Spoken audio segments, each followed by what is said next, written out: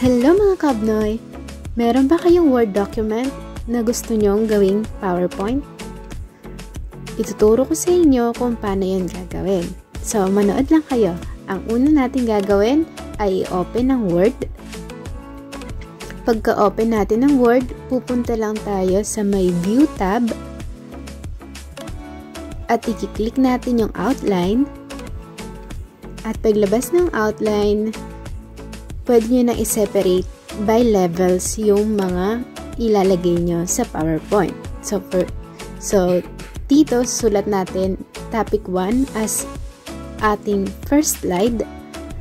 At dun sa topic 1, ilalagay natin ang laman niya. So dito, ilalagay natin siya sa level 2. At isusulat natin, for example, this is first, this is second.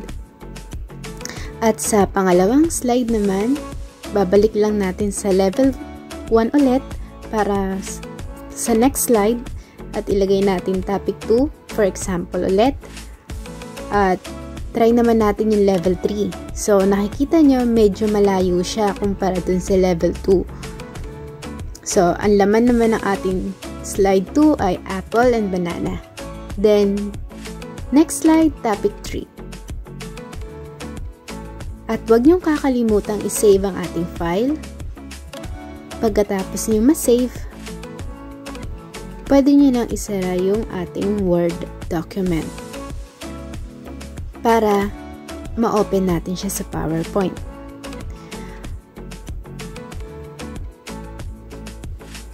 Pagtapos na, pwede na tayong pumunta sa PowerPoint.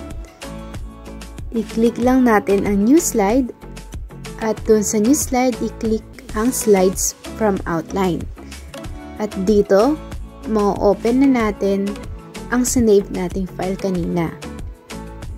So, piliin lamang po yung file na sinave natin kanina at antayin siyang mag-load.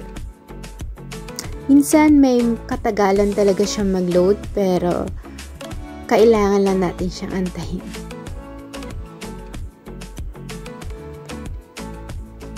Pag lumabas po yan, huwag nyo pong gagalawin. Hayaan nyo lang siyang mag-load.